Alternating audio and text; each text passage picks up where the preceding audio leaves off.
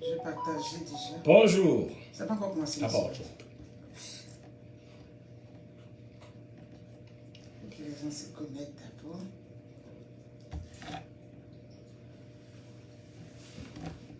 Voilà, ici. Je vais partager sur les autres pages d'abord.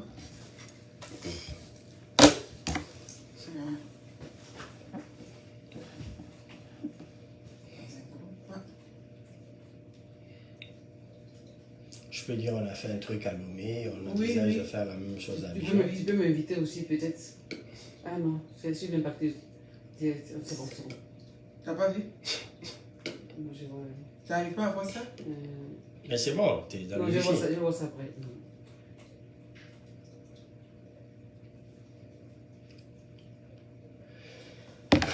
Bon, ils sont déjà là.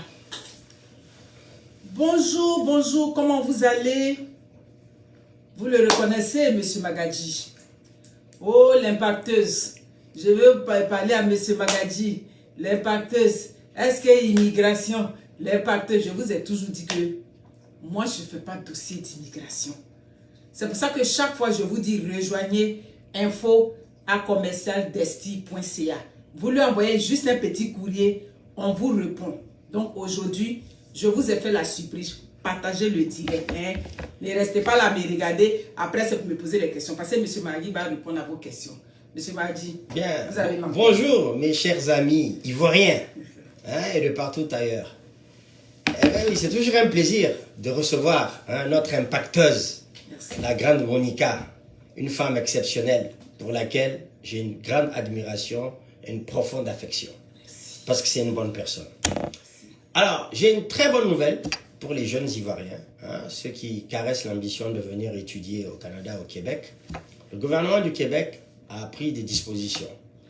Partagez le direct, invitez vos amis. M. Magui est là. Un arrêté qui dit que tous les étudiants étrangers qui accepteraient pour la session de septembre 2023 d'aller étudier hors de la région du Grand Montréal, c'est-à-dire dans des endroits comme Sherbrooke, Chicoutimi, Rimouski, tout ça.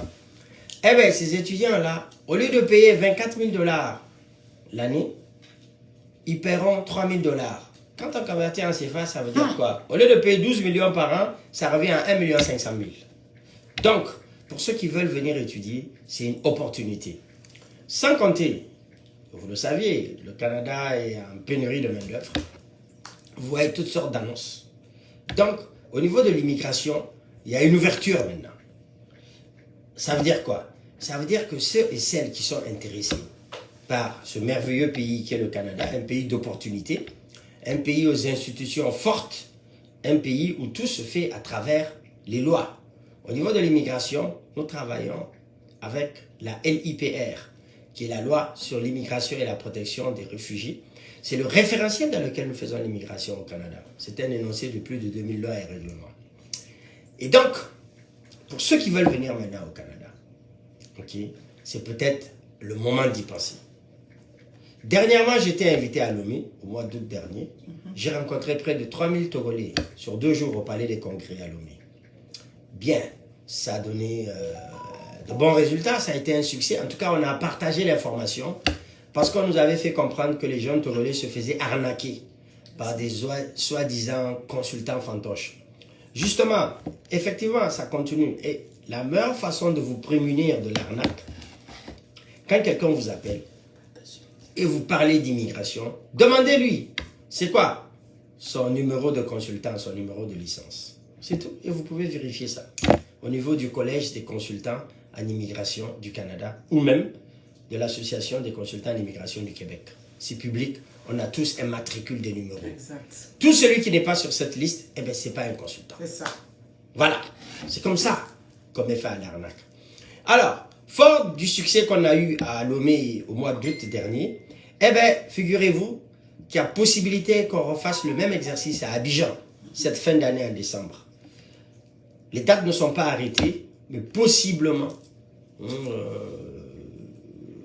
dans les dernières semaines du mois de décembre, on devrait rééditer le même événement à Abidjan. Vous savez, moi j'ai une affection toute particulière pour la Côte d'Ivoire et pour Abidjan, pour plusieurs raisons.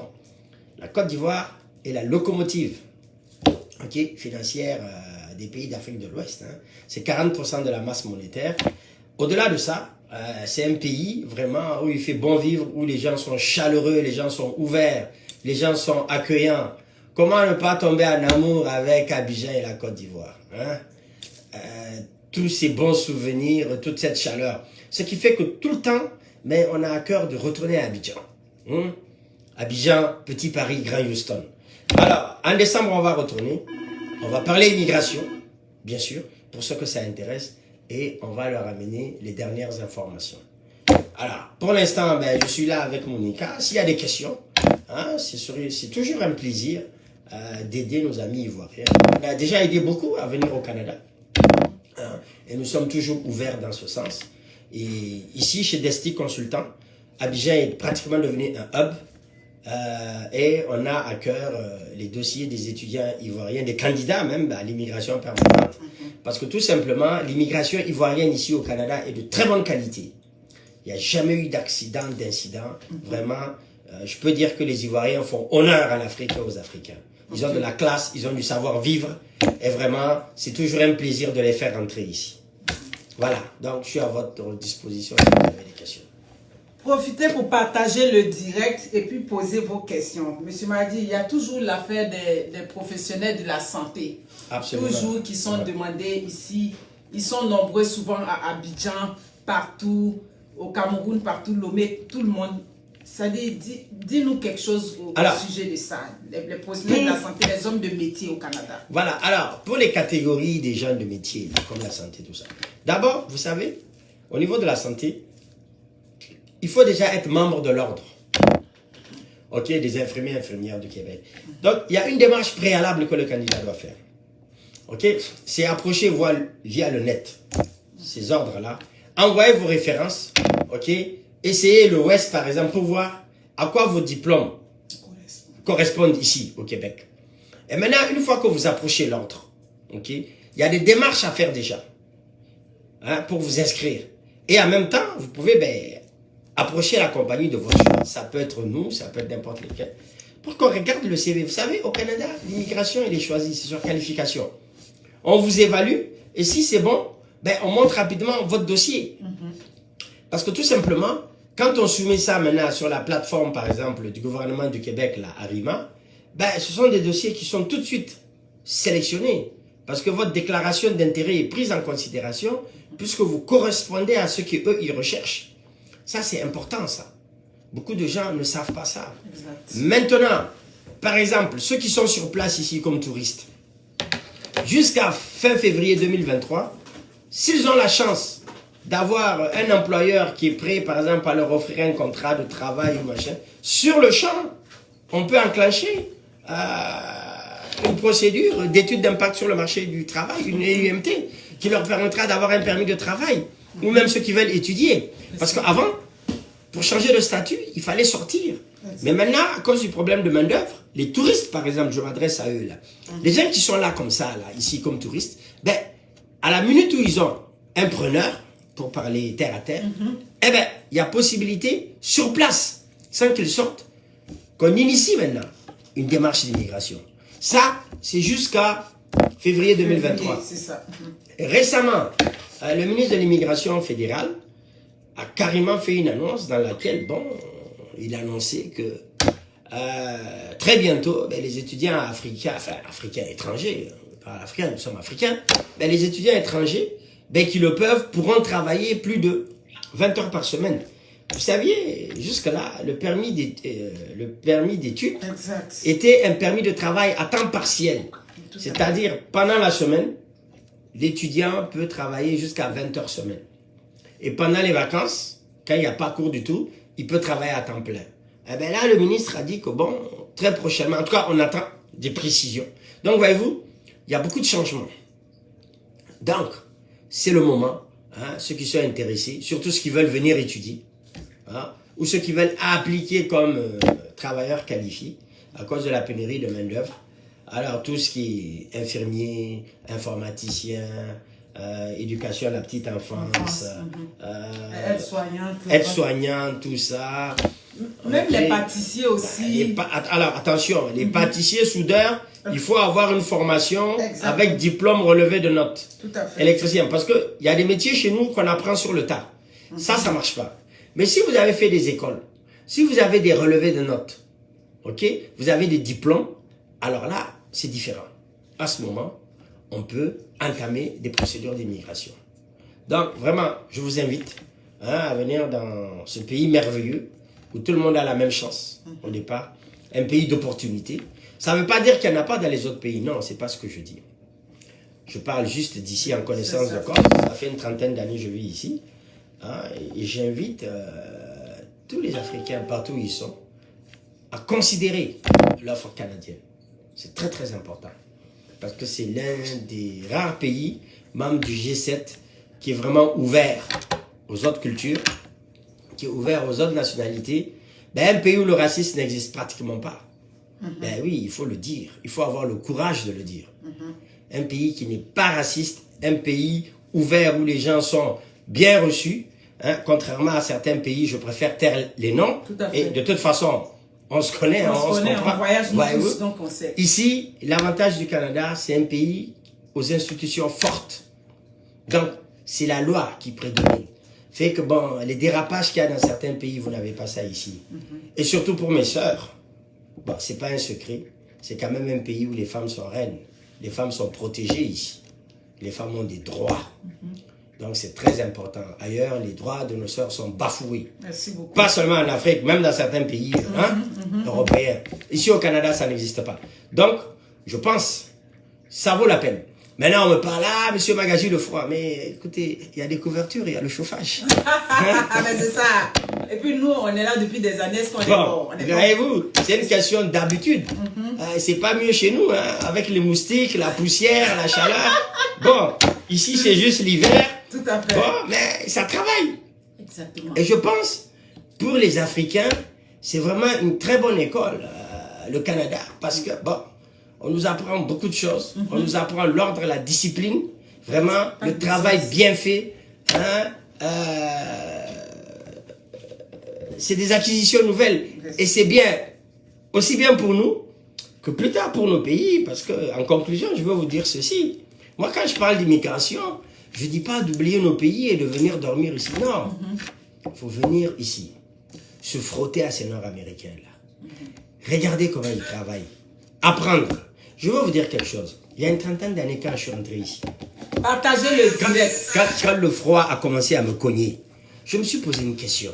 Je me suis dit, mais comment est-ce que dans un climat comme ça, Je suis venu chercher ici. hein, et comment est-ce qu'ils ont pu construire un pays comme ça? Merci beaucoup. Et à force de les regarder, ben, j'ai fini par faire comme eux. J'ai découvert une chose. Ce sont des gens, ils aiment travailler. Ils travaillent, ils travaillent, ils travaillent, ils s'essayent. Regardez, je vais vous donner un exemple. Quand Covid a commencé, là, en un temps record, ils ont sorti un vaccin. Mais nous, les Africains, depuis quand le palu nous massacre, est-ce qu'on a pu? On ne peut pas. Vous voyez, non? Pourtant, on n'est pas incompétent, hein? On n'est pas bête. Non, c'est une question d'organisation, de priorité. Donc, vraiment, il faut sortir, venir dans des pays comme celui-là, apprendre. Et maintenant, une fois qu'on a appris, on a un bagage, retourner, reconstruire nos pays. Parce que personne à part nous ne va construire nos pays. Tout à fait. Et regardez l'Italie d'aujourd'hui. Qu'est-ce qu'elle serait sans les sans les Italo-Américains ou les Canado-Italiens? Eh bien voilà, c'est ça l'immigration. Il faut venir. Ici, c'est un des temples du capitalisme. Il faut apprendre. Tout à fait. C'est un pays structuré, aux institutions solides. Vraiment, il y a tout ici. Donc, il faut venir apprendre. Et ce qu'on a pu apprendre maintenant, on retourne à la maison, on essaie de mettre en application. Et c'est comme ça, nous aussi, on va évoluer génération après génération. Je vous remercie et que Dieu bénisse l'impacteur. Oui, il va me bénir, mais on va parler de parce que c'est ça le problème, c'est la question qui me revient. Ouais. Les affaires de longueur, de choses, oh, souvent ils trouvent d'autres, ils me demandent une procédure peut prendre combien de temps, tout ça. Mais moi, je leur dis, j'ai pas de contrôle là-dessus, Bon, alors, tout et tout. Donc, un mot là-dessus. Maintenant, avec tous les chambardements qu'on connaît, les procédures sont carrément accélérées. Elles vont beaucoup plus vite. OK? Et même avant, le problème qui s'est posé, c'était la Covid. avec la Covid, il y a eu un petit ralentissement. Et avec la guerre en Ukraine, vous savez, la politique d'immigration canadienne, bon, le Canada se veut un pays généreux, équitable, de justice. Donc, qu'est-ce qui s'est passé? Quand, par exemple, la guerre a commencé en Ukraine, la priorité était d'aller aider les pauvres Ukrainiens qui se faisaient massacrer. Donc, au niveau de l'immigration, ok, ils ont mis l'Ukraine en priorité, ce qui fait que toutes les ressources ont été mises sur ça. Et donc, ça a amené de la lenteur un peu partout, même au niveau des passeports, même au niveau de certains dossiers d'immigration. Parce qu'on a vu, il y avait une crise, tout ça, parce que toutes les ressources étaient affectées à cette action. Même chose quand il y a eu la guerre en Afghanistan un moment, même chose avec la Syrie. Donc, voyez-vous, le Canada est un pays épris de justice. Et d'ailleurs, même notre ministère s'appelle ministère de citoyenneté et des réfugiés. Donc, c'est important. Il faut venir à ceux qui sont mal pris, dont la vie peut être en danger. Tout à fait. Et c'est ça qui amène un alourdissement, un ralentissement. C'est pas que le Canada ne veut pas des gens. C'est faux, il y a une pénurie, la preuve. Le Canada ne rejette personne. Donc, il faut que les gens soient patients. Autre chose. Pourquoi aussi c'est long? Vous savez, quand on est malade, on cherche un médecin. Tout à fait. Quand la voiture ne démarre pas, on appelle le mécanicien. Quand il y a des problèmes de tuyauterie, on appelle un plombier. Eh bien, l'immigration, même si on vous dit que vous n'avez pas besoin de consultants, d'avocats, tout ça. Ah non. Mais si vous le faites seul, c'est pas votre métier, vous connaissez pas les rouages. Exact. Vous savez pas comment monter un dossier. Ça. Et donc, quand vous envoyez du n'importe quoi, là, mais chez l'officier au niveau du gouvernement, ben, il reçoit un dossier broche à foin, ben, il le met de côté. Absolument. Mais quand vous avez un consultant réglementé, ou un avocat en immigration, ou quelqu'un qui le fait, comme Desti par exemple, ou comme tous nos autres confrères, nous ne sommes pas les seuls. Vous avez l'embarras du choix. Alors, quand vous avez des gens comme ça, des professionnels, ben, qui montent les dossiers, ben, ça suit son processus. Et quand ça vient chez l'officier, ben, il voit déjà un truc fait préparé par un professionnel. Et ça ne peut pas durer. C'est pas la même chose que quand vous le faites seul. Donc, il faut faire attention. Ben oui, vous faites seul après, ah, mais ça fait 4 ans, 5 ans. Oui, mais ça fait 4 ans, 5 ans. Vous l'avez monté comment? C'est pas votre métier. Nous, chez nous, les dossiers, ça tourne en moyenne 2 ans, 3 ans. Si c'est la Covid, sinon avant, ça allait très vite. Ben oui. Parce que surtout maintenant, on est en pénurie, on a besoin de main-d'œuvre et je ne vois pas pourquoi ils vont bloquer les gens. D'ailleurs, il y a certaines délégations ministérielles ici qui vont même visiter certains pays pour rechercher les ressources. Donc, ce que je vais vous conseiller, ok, ben, c'est d'aller à la recherche d'un professionnel qui est autorisé à faire le travail, qui va vous aider à vite monter votre dossier et le soumettre. C'est tout. C'est ça. Voilà. C'est un pays, le Canada est un pays juste. Et quand le dossier vient, il l'examine. Mais si c'est bon, ils n'ont pas le choix, ils ont besoin. Ce sera traité. Mais s'il y a des failles, il y a des choses qui manquent. Parce que bon, les gens pensent que pour venir, c'est juste un formulaire qu'on remplit. Mais non. C'est ça. Si c'était juste ça, mais nous autres, on n'allait pas exister. Hein, les avocats d'immigration, consultants réglementés, tout ça. Hein, on n'allait pas... Non, on allait juste rester chez nous. Ben oui, vas-y, remplis ton formulaire, envoie. Ben oui. Quand vous allez sur Google, vous téléchargez les formulaires. Parfois, ce n'est pas des formulaires mis à jour, ce n'est pas les dernières versions. Mais vous ne pouvez pas connaître tout ça, là. C'est vrai. Non, voyez-vous, c'est tout ça qui fait que ça traîne, ça dure.